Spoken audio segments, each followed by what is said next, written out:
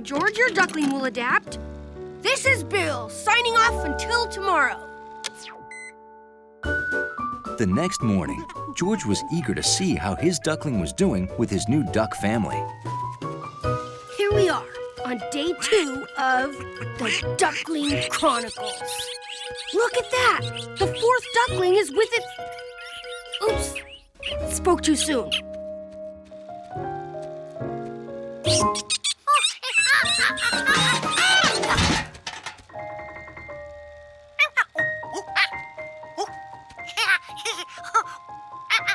The duckling still thinks George is its mother. George had to show the duckling that monkeys are one thing and ducks are another.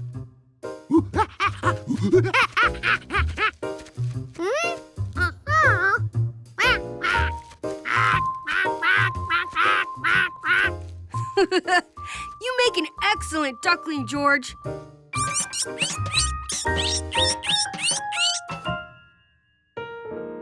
This was getting nowhere. George decided to try another approach.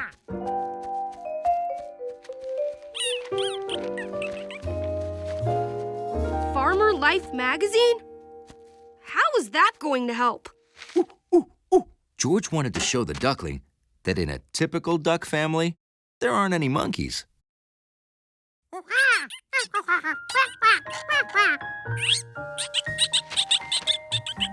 That wasn't working either.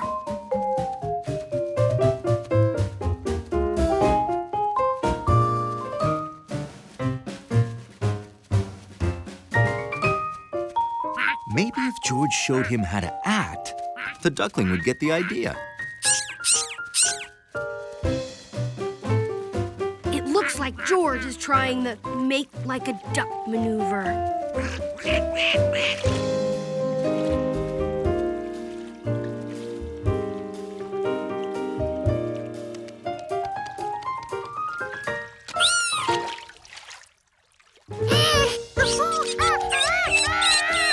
Uh-oh.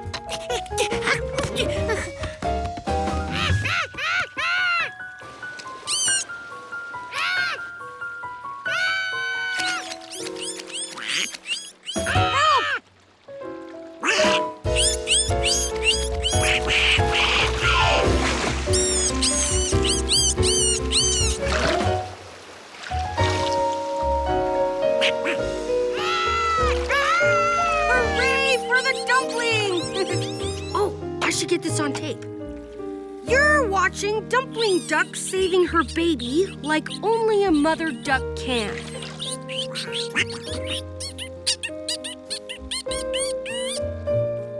And so, the ducklings were brought together by this daring rescue and by the kid from the city who helped to hatch them. Fantastic!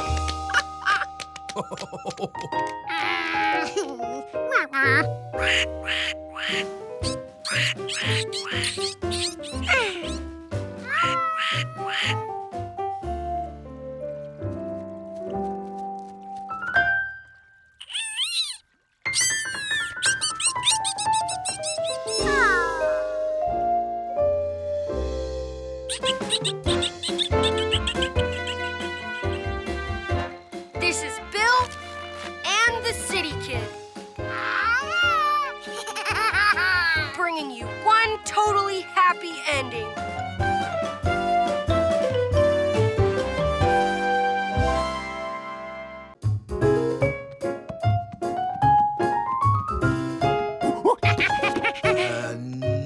No, it's bigger than that.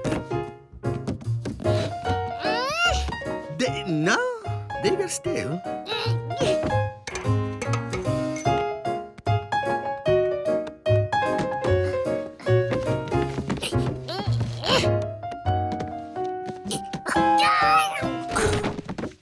That's it! Oh, thank you, Giorgio. You know, I got to get some cookbooks too, so I'll check this out up front. Bye-bye, little buddy. I mean, bye-bye, little buddy.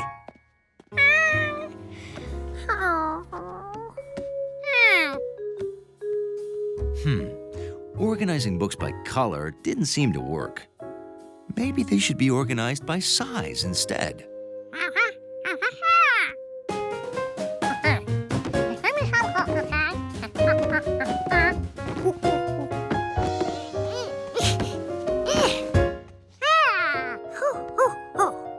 Little books, medium books, big books, humongous books.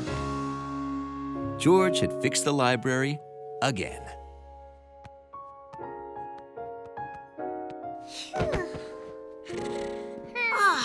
George, what happened? The books are all messed up. Come here, I'll show you. This is where all the outer space books are supposed to be, but instead you've got bunny books, train books, bug books, pink pony books. Where are all the outer space books? George tried to explain to Steve how he had organized all the books.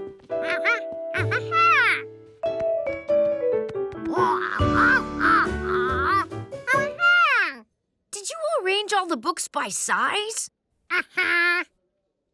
That's amazing! But I don't think that's the way libraries work.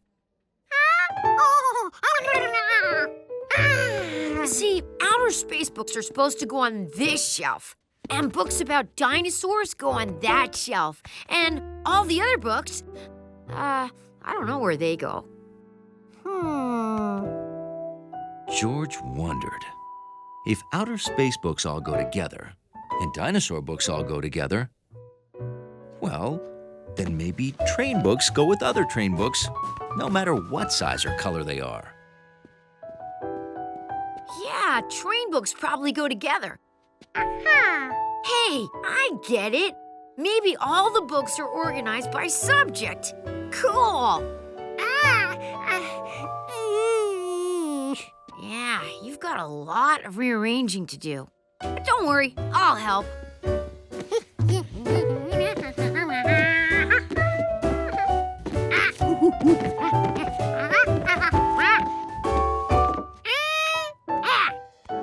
We did it! The books are back in the right order. Great job, you hairy librarian. I'm back, George. My, it looks neat as a pin in here. All the books are back where they should be, on the shelves according to their subject. Right? Well, mostly right. Books are typically arranged by subject, then by author alphabetically. Except storybooks. They go together by author. I'm sure I can put things right in no time. Great. Sounds like you did a great job, George. Hey, maybe you'd like to help out at the library every Saturday. Helping Mrs. Dewey was fun, but exhausting. Yoo-hoo, George! You forgot your book! On the other hand, only a librarian would give you Adventurous Henry for another 2 weeks. What could be better than that?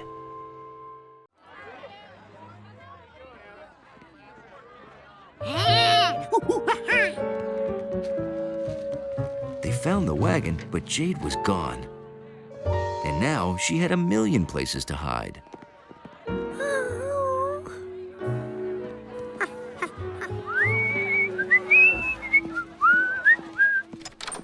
Hi, George. Oh, what happened here? Oh, boy. Hey, Jade. Well, I don't know where George went, but I have to get you to the zoo. I can't be late for Professor Chroma. George knew he couldn't look everywhere for Jade. He needed a plan. In the apartment, Jade had hidden in 3 places: under the couch, on top of the lamp, and behind the radiator. They were all places George couldn't reach. They were also warm places. Maybe Jade liked to be warm. Maybe that's where George should look.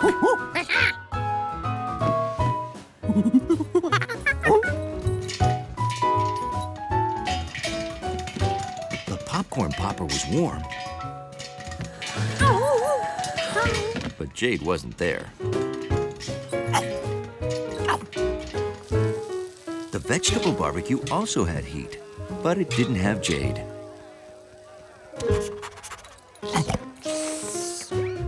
Was there a warm place that George had missed?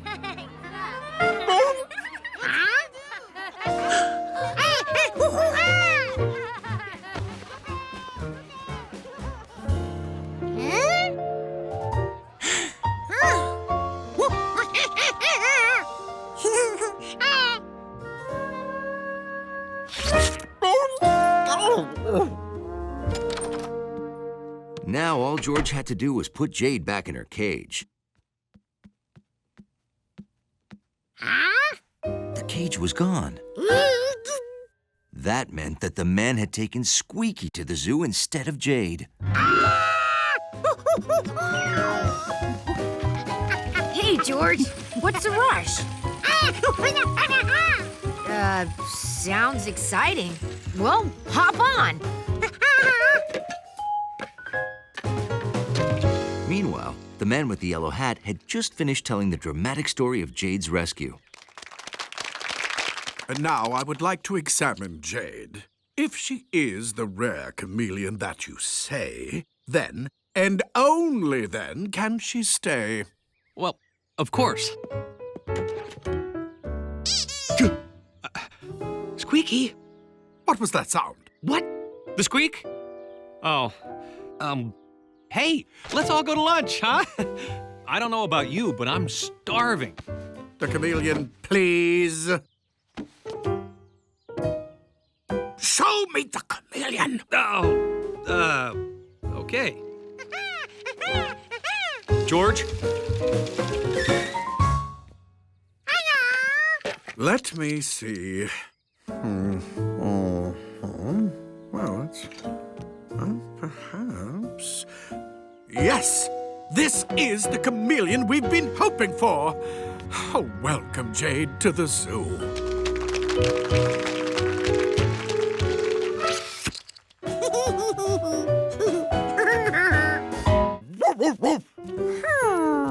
George had discovered a big difference between the city and the country. Cement. Then he found some dirt. George remembered that a well didn't need to be wide, it just needed to be deep. The ground was wet. At this rate, George should hit water very soon.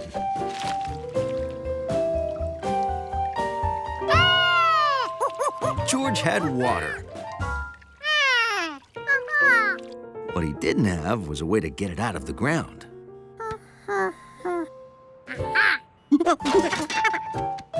George needed something that would suck up the water, like a pump. A straw sucks up water, but you need a mouth at the top. But the man's turkey baster might work.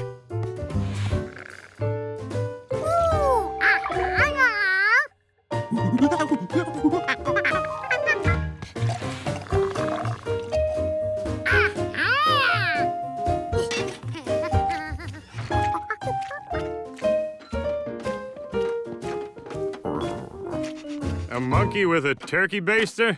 It's not Thanksgiving, is it?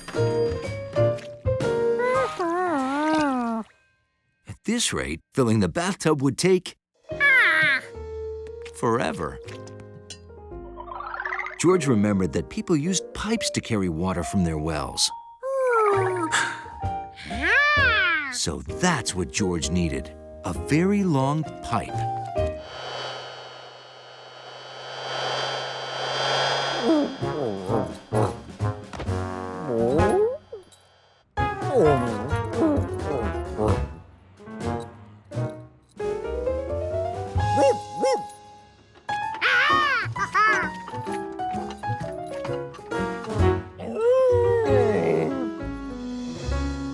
George ran the hose from the bathtub down to his well.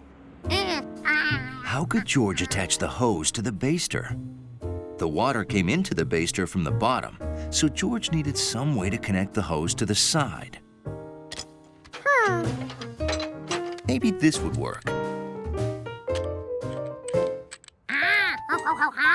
With duct tape, anything was possible.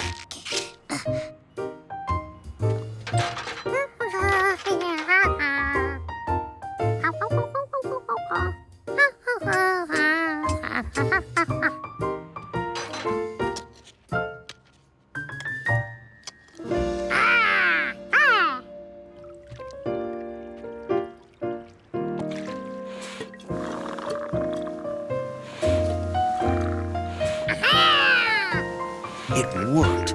The water was going up the straw. At this rate, George would have his bathtub filled in no time. Except the well was out of water. George had to dig a deeper hole.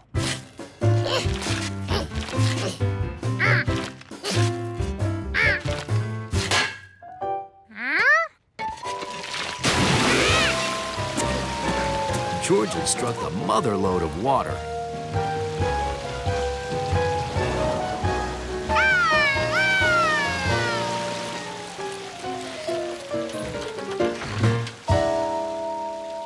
Water spurting up 20 feet in the middle of the city?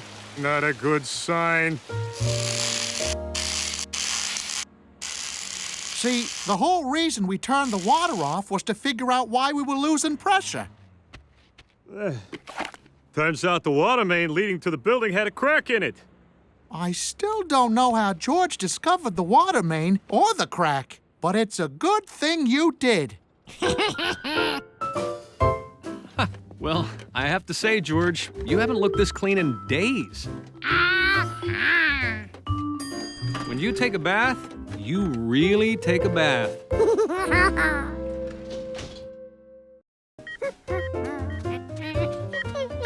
Using the detector, George found lots of metal things.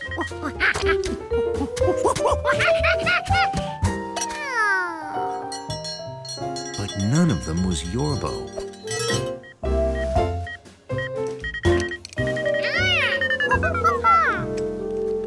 Oh, the batteries are dead. I'll have to recharge them, but I'll bring this back tomorrow in case you're still looking. Bye now! Thank you. George couldn't wait for tomorrow. He had to find Yorbo before he rusted. That's probably Professor Wiseman. Maybe she can think of something.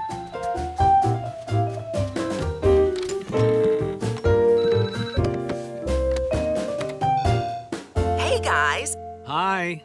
I heard there was a storm, so I thought I'd check in. Oh, what's wrong?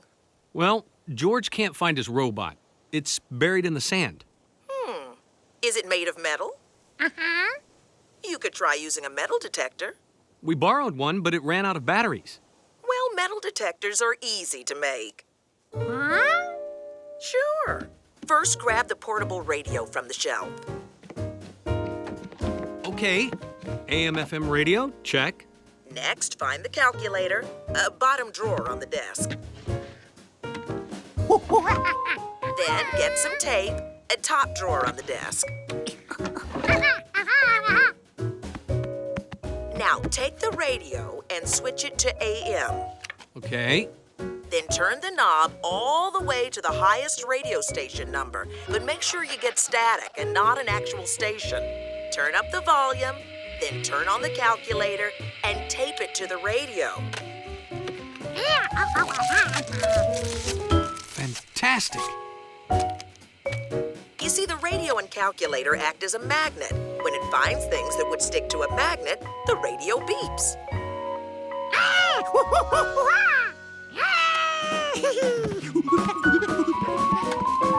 That's amazing. I can't believe you knew that. Well, how do you think I won first place in my second grade science fair? George was confused. He had already searched half the beach. But which half? If only the beach were smaller. Then George remembered tic-tac-toe. He could break up the beach into smaller sections, like a tic-tac-toe board. If George could mark off the squares he searched, Then he'd know where he'd looked and where he needed to look. Hi, George.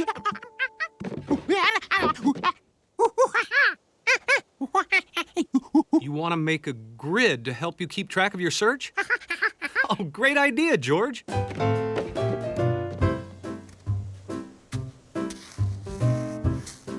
All set. Let me know if you need anything. If George searched every square, then he'd be sure to find Yorbo. In square number 4, George found a trumpet. In square 6, George found a front grille to a 57 Cadillac. But by square number 8, there was still no sign of Yorbo. No luck, huh?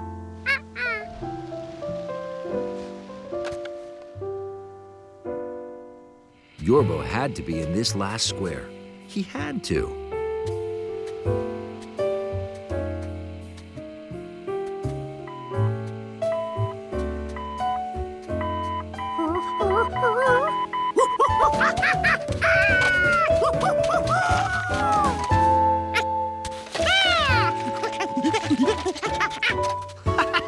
Way to go, George! You found him!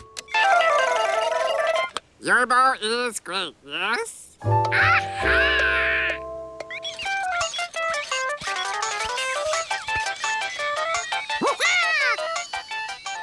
Have fun! Well, I guess this means I can get back to the thrilling conclusion of my book. Oh well. Wait for me!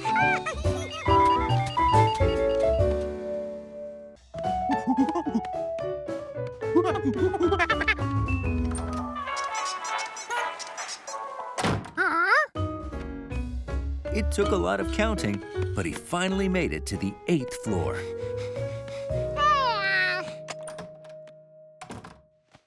We only have 7 more minutes. Any way you can do pickups faster?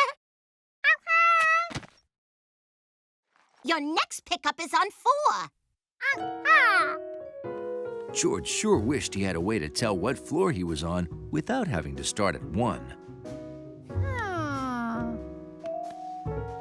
Elevators had signs that told you what number came next, even if you were somewhere in the middle.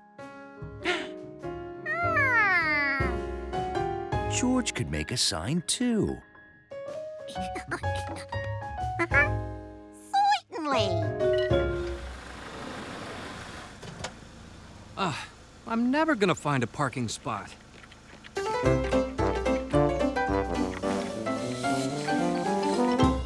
Wow, thanks. Now, I just have to go to the 9th floor, which is a long, long way away. Using his numbered fingers, all George had to do was count down from floor 8 to floor 4.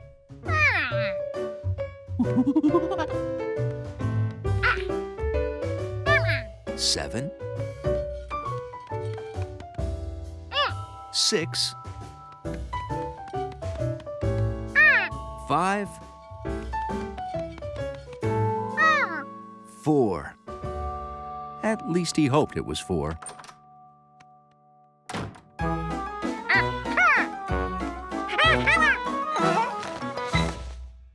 His counting system worked.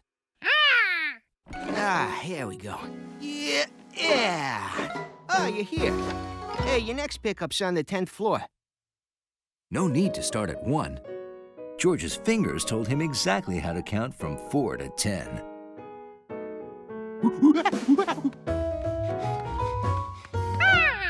George was on the 10th floor, but his delivery was practically on 10 and a half. Take everything to the 1st floor quickly. Pepe El Loco will be here any second.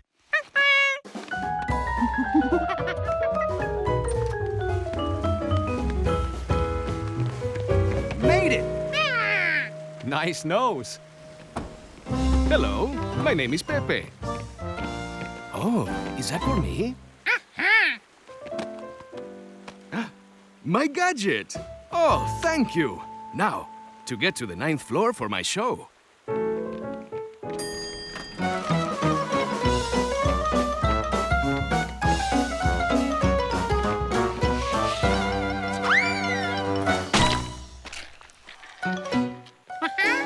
You're right. The elevators are tricky.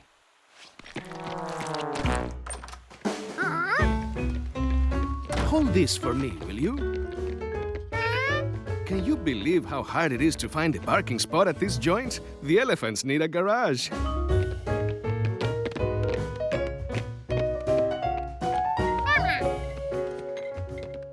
Eh? What floor are we on? I was busy with my gadget and forgot to count. I was busy trying to figure out what your gadget was. I didn't count either. We'll have to start all over. I'll be late for my show.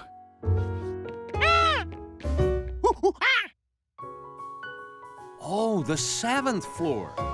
That monkey is a genius. He certainly is.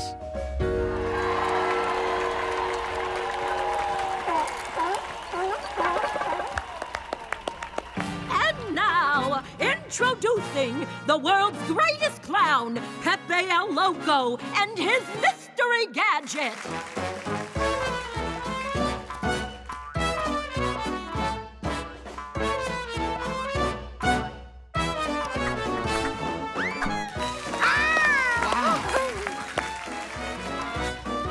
And it was all made possible by George. A monkey you can really count on.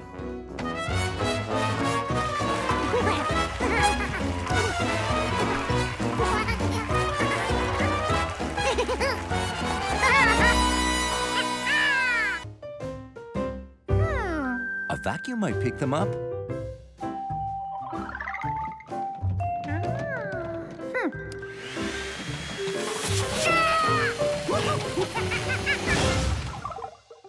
But then again, maybe not.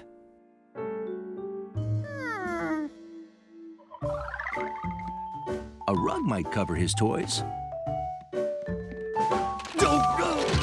George? You'll be amazed how easily it fits right back underneath the bed.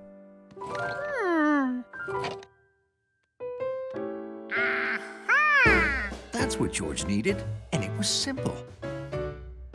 He got plywood from the basement, so he could put his toys on it and tuck them away under his bed.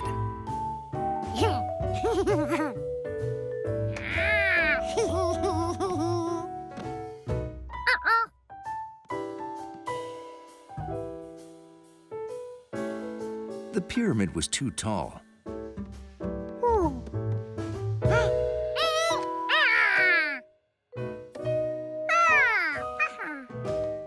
Now it was perfect.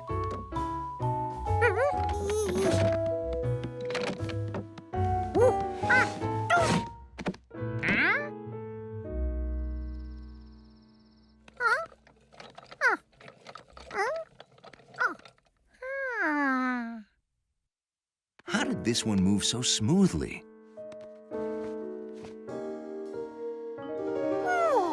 It rolled. Things that roll move smoothly. George found things that roll. Balls rolled right out. And hockey pucks were no better.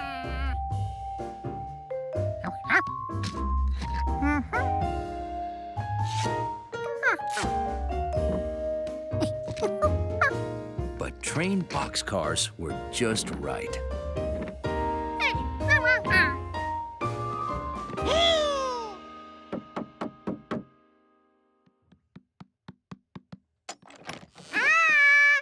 We want to do something for more than 3 minutes. Let's play catch.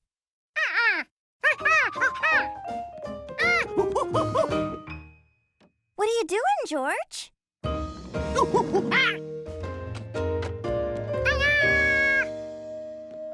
Wow, why didn't I think of that? Face it, you're no monkey. The storm's over. He'd found it. The missing one.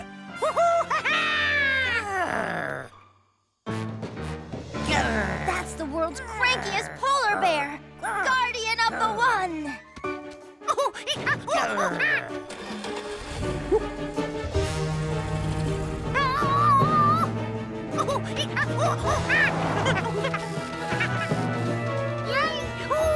Stop him! I want the one! Stop! Give me the one! No, give it to me! I want it! It's mine! Can Fearless George ever get out of this?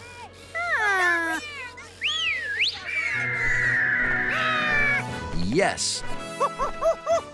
With the aid of his loyal pterodactyl, Hansel. Well, that was certainly an unexpected twist.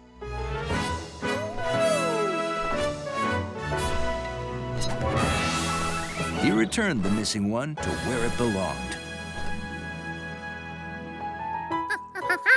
Another mission accomplished by Fearless George, hero of heroes.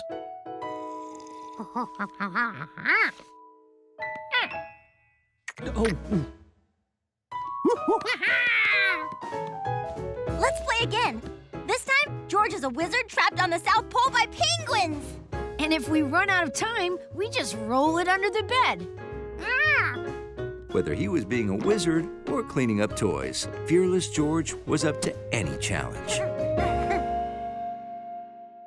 Sorry, Grandma, but Howie gets too hot exercising outside. Hogs do that sometimes, sweetie. If George couldn't bring Howie inside where it was cool,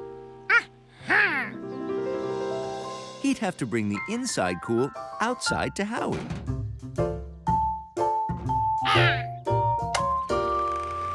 All right, George.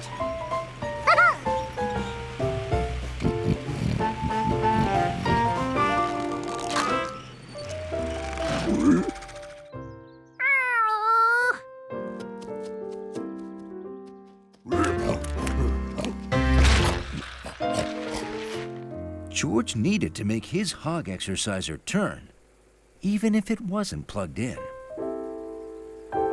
Now, what made that fan turn?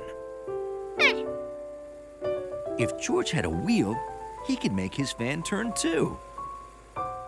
Where could he find a wheel?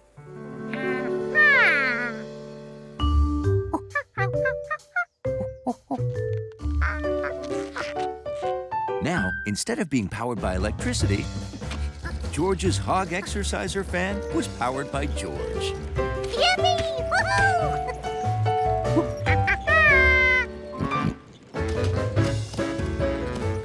And Howie could comfortably exercise for 30 minutes. Now all he needs to do is practice walking for the judges. Yep, it's step 4. We'd better get started. Every day, Howie had the same routine. He exercised, had a bath, got brushed,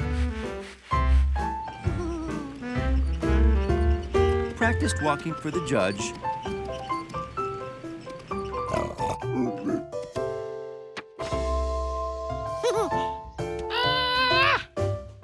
and got an apple. Exercised, had a bath, got brushed, practiced walking for the judge, and got an apple. You did it! Howie practiced so much, he knew it by heart.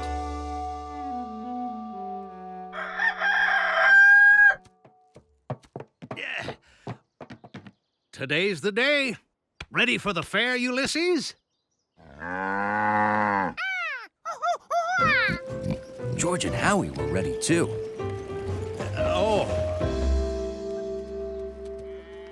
Howie had exercised, been bathed, and brushed. Now he had to walk for the judges. And then he'd get his apple. You're up next. Number 88. And the next contestant is number 88, Howie the Hog. George, Where are you going with that? Sorry, but you can't take that into the ring. It's against the rules. Huh? But that's how we always practiced. How can Howie win without it? Final call for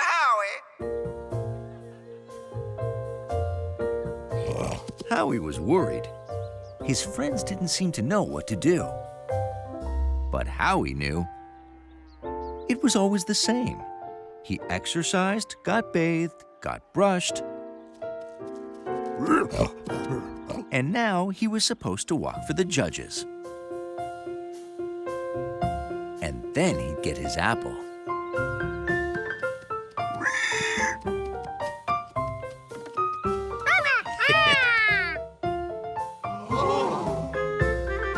Besides having a hard time keeping cool and liking apples, pigs are really, really smart. We have a winner!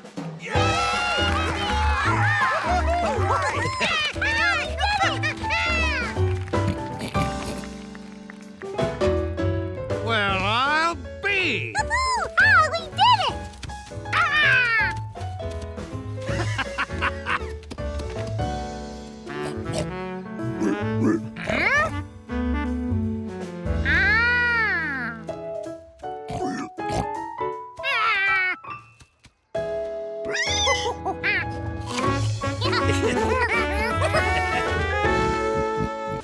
Nice. It's then put in this giant sifter to remove husks or hulls, which are the parts of the grain we don't eat. That is so cool. And then finally, it's put in bags and is ready to be shipped to the warehouse. Wow. Any questions? Yes. Could we have one bag of masa, please?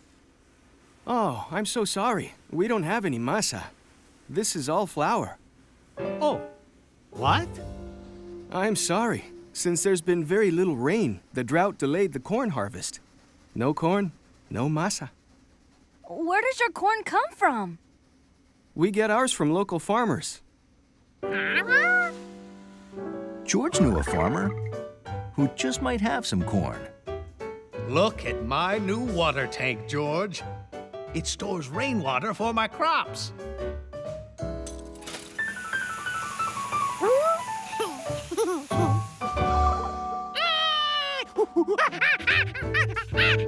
What? What is it? George pointed the way to Rankin's farm.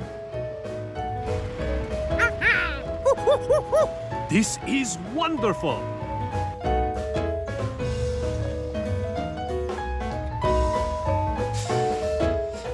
It's true the drought delayed the harvest, but thanks to my water tank, we had just enough to get through.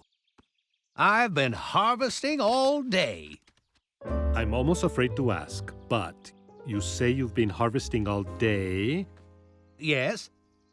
So my question is, do you have corn now? Yes. You must really like corn. Not only did Mr. Rankins have fresh corn, but he also had dried corn that could be ground into masa right away. Come on, boys. We must see that the corn gets through to Marco's abuela. The Tortilla Express is on the way. All right! Woohoo!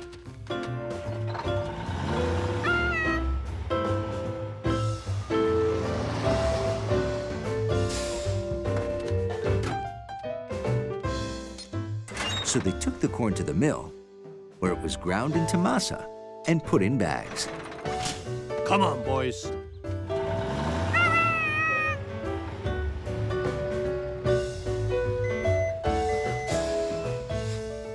Then they took the bags to the warehouse, where they were packaged for the stores.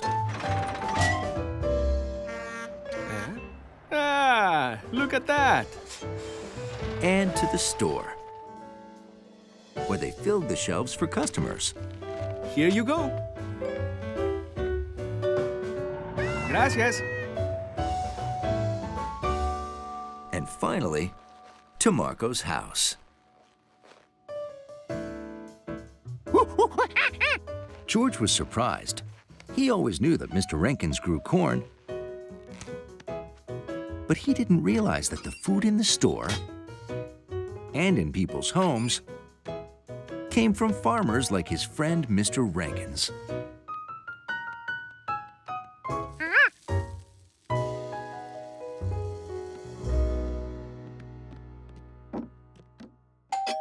She's here!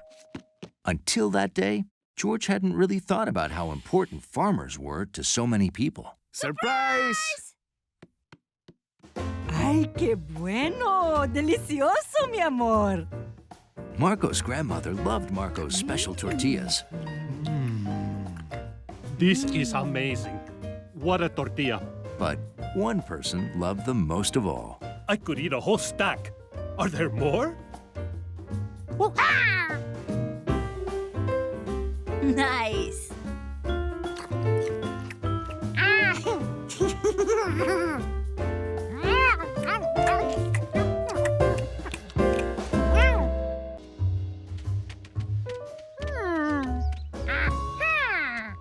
Perfect! Has anyone been touching my cow? We were playing baseball. Oh, did you touch a fence? Hey, can we borrow your grandpa's wash tub? Sure. What you working on? Wow, that's the greeniestest thing I have never seen. Yeah, we know, but we'll get that slimy water out fast with this. All together. 1, 2, 3!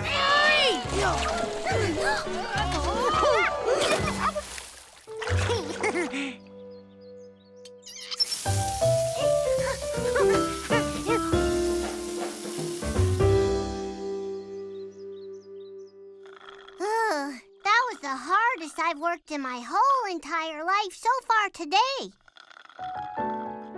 The hard work had made George thirsty, but he wasn't sure he trusted that straw.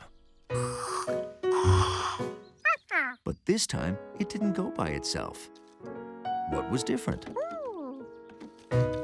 George tried again from lower down, like he did before.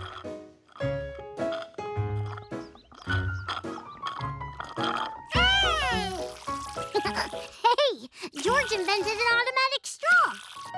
Oh, you have the straw below the pitcher and gravity is pulling the lemonade out. If the straw could drain a glass, what else could it drain?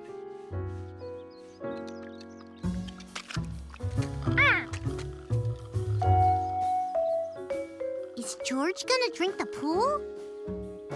George, don't drink the pool!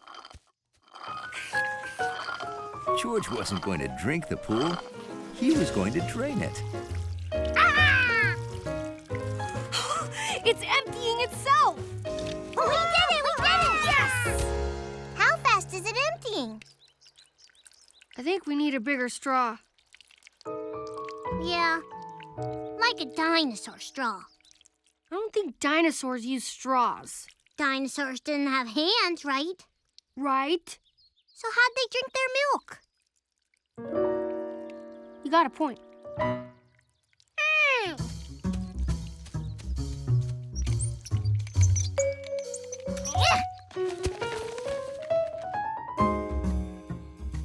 All George had to do was get the end of the hose below the water level, suck the water in, and then let gravity take over. But sucking water out of a hose was a lot harder than sucking it out of a straw. Too bad we don't have a dinosaur. A dinosaur would have that pool empty in a second.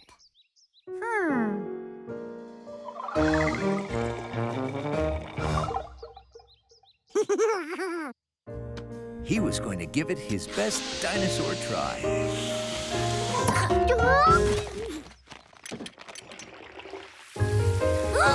It works!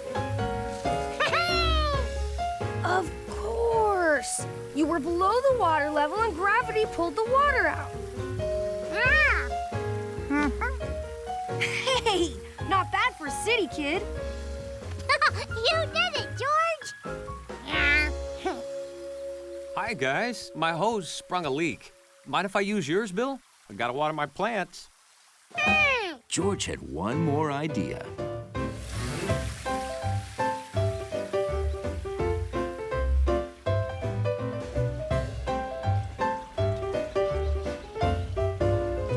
Wow, what a great way to use a siphon.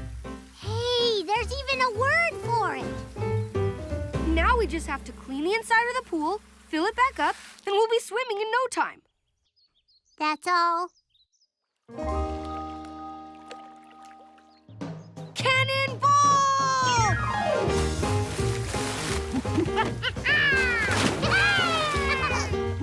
The water was cold and clean. So with a little help from a siphon, summer went swimmingly.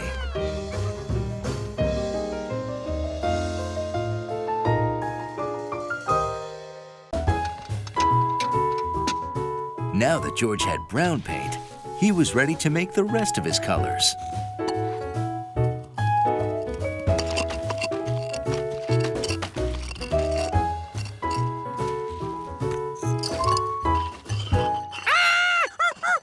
Except the bunny had its own idea for the fresh fruit. Oh, there you are, George. You took off so fast, I didn't get to ask what you'd like to drink.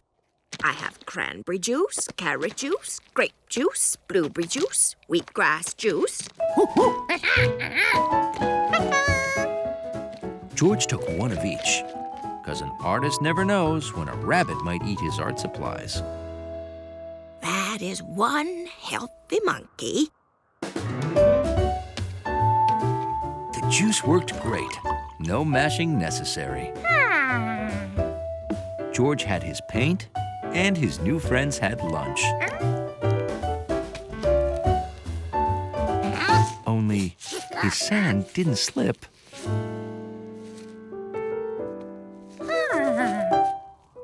It stuck. Maybe it needed to dry.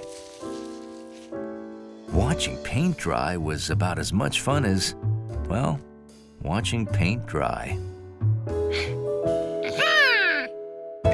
George thought of a way to speed up the process.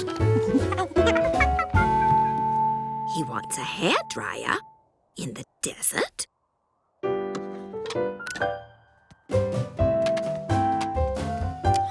But instead of drying, his paint went flying.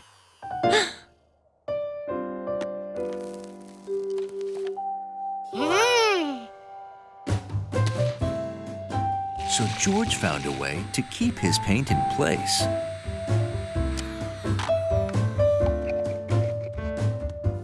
Plus, the bottles made painting a snap.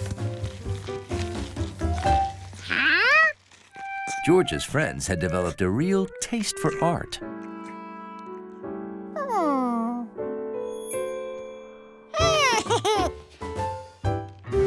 So George found a way to keep his painting safe from bunnies. But not breezes. It almost made him miss the sticky stuff.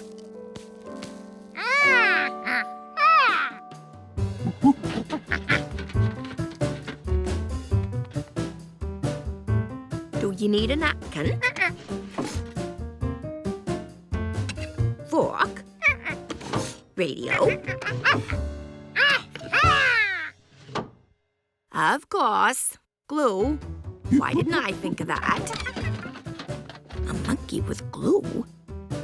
He had his paint, he had his canvas, and he had an audience.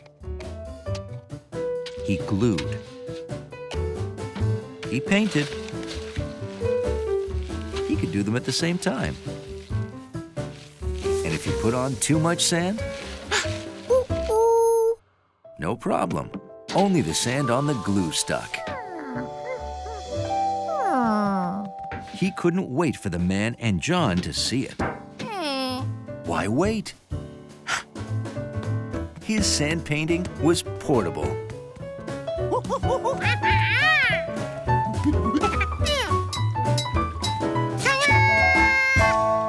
Wow, Is that a sand painting? You are some artist. For me? Thank you, but why?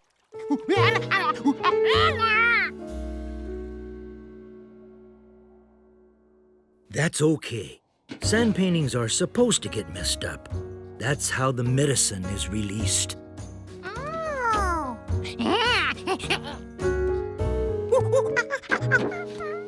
Oh no, you don't have to mess up this one.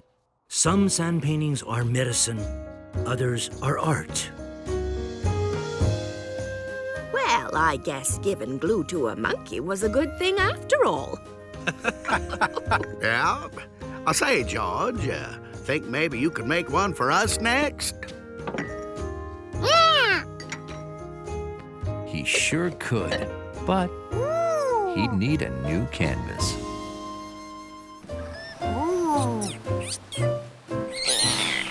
His pod comes in with the tide. A pod is a group of dolphins that travel together.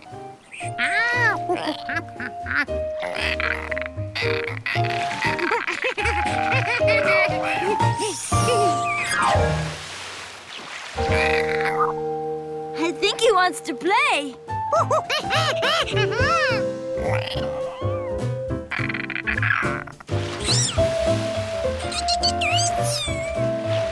Swimming with a dolphin was fun. Even if a dolphin swam a lot faster than you. Wow!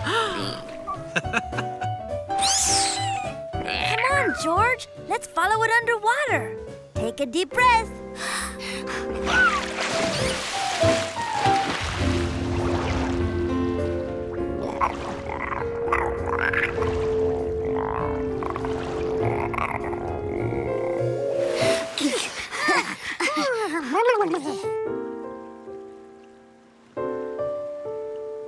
George and Marco were surprised how long the dolphin could hold his breath.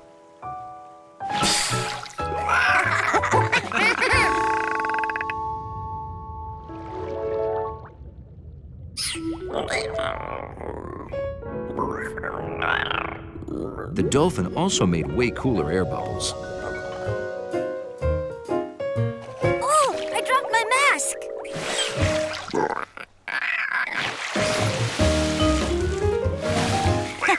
Gracias. See, boys, dolphins are excellent at finding things. Did you hear those sounds they were making underwater? He's using his sonar.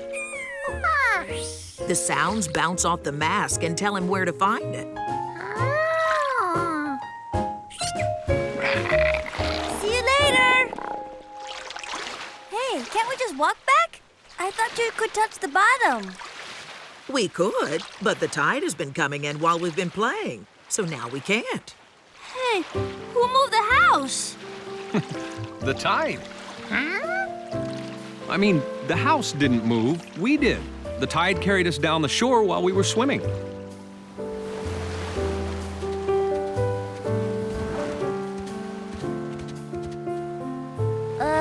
George, if the water's this deep, then where's our buried treasure?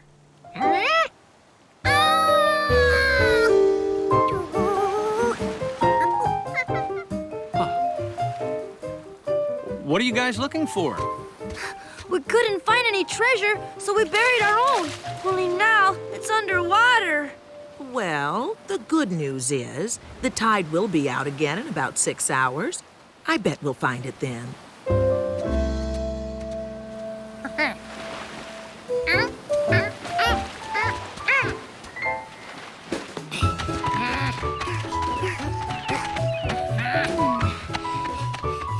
Look, George! Our treasure chest!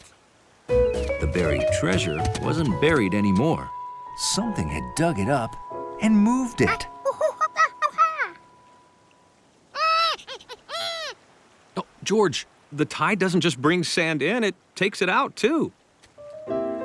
That explains how the box got dug up. But how did it get over here? And then he remembered. The tide had carried them down the beach, so it must have carried their treasure chest too. Oh no, our treasure. It's gone. Well, I'm sure it's around here somewhere. George was sad about his toys, but Marco had lost his favorite thing, his silver wolf. George had to find it. If the tide had carried them and the box down shore, maybe it had carried Silver Wolf even further down.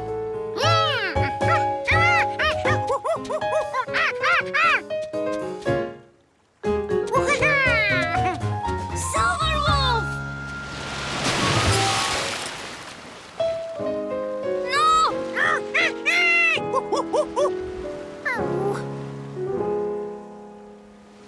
They'd never be able to find Silver Wolf way out there.